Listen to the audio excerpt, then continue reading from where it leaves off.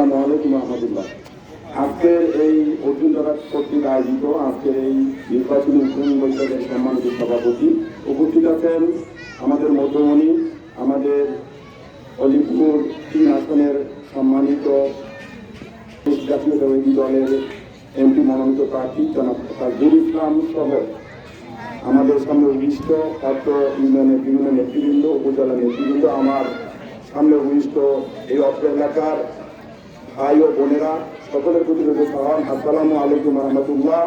এবং হিন্দু ভাইদের জন্য রইল আদাব। আজকে বক্তব্য একটাই, সেটা হলো যে জাতীয় নির্বাচন অত্যন্ত গুরুত্বপূর্ণ একটা নির্বাচন।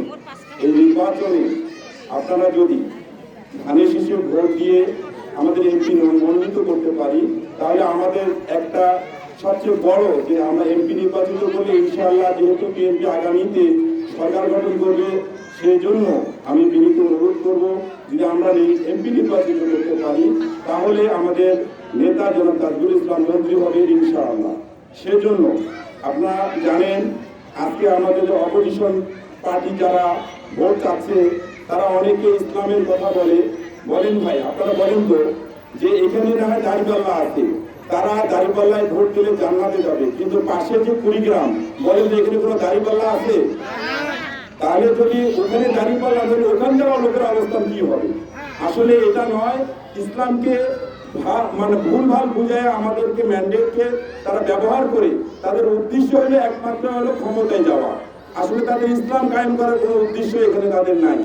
তবে আমি আবার সামনে উপস্থিত যারা আছেন আপনাদেরকে বিনীত অনুরোধ করব, যেহেতু একটু গুরুত্বপূর্ণ নির্বাচন, এই নির্বাচন যদি আমরা সরকারি দলীয় এমপি আমরা মনোনীত করতে পারি তাহলে ইনশাআল্লাহ আমাদের এই অলিপুরের সকল প্রকারের সকল ধরনের মানুষের রাস্তাঘাট বলেন, কালভার্ট ব্রিজ বলেন, মানুষের উন্নয়ন বলেন, সবকিছু হবে ইনশাআল্লাহ। কারণ যেহেতু এর আগে বিএনপি যখন গভর্নমেন্ট ছিল, পাশে আমাদের লালমনিরহাটে একজন আমাদের এমপি ছিল, তার নাম কি ভাই? দুলুমন্ত্রী। কি আপনি চেনেন তাদেরকে? তার নাম শুনছেন? সে যদি একজন উপমন্ত্রী হয়ে ওই ইউনিয়ন এই লালমনিরহাটকে আলোকিত করছে, কি করে? কেউ করে নাই। তাহলে যদি আমরা ইনশাআল্লাহ আমরা এমপি নির্বাচন করতে পারি, যদি আমাদের এমপি এখানে যদি মন্ত্রী হয়, তাহলে কোনো ভাই আমাদের কোনো উন্নয়নের কোনো ঘাটতি হবে? সেই জন্য আপনাদেরকে আমি বিনীত অনুরোধ করব, আপনারা আগামীতে যে নির্বাচন 12 তারিখের নির্বাচন, এই নির্বাচনে আমাদের প্রার্থী জনাব তাজুল ইসলামকে সবাই মিলে ধানের শীষে ভোট দিয়ে আপনারা আমাদের এই উন্নয়নের জন্য অংশীদারিত্ব নেবেন, এই আশাবাদ ব্যক্ত করে আমি আমার কথা শেষ করছি। আসসালামু আলাইকুম রহমতুল্লাহ।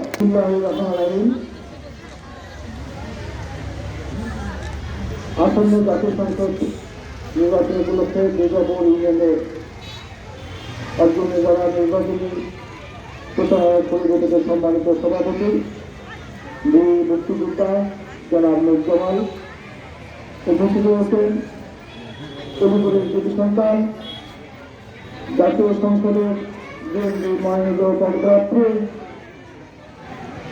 অলিপুরের অহংকার জনাব তাজুল ইসলাম তাজু সাহেব আজকের এই নির্বাচনী পরিষদে উপস্থিত রয়েছেন।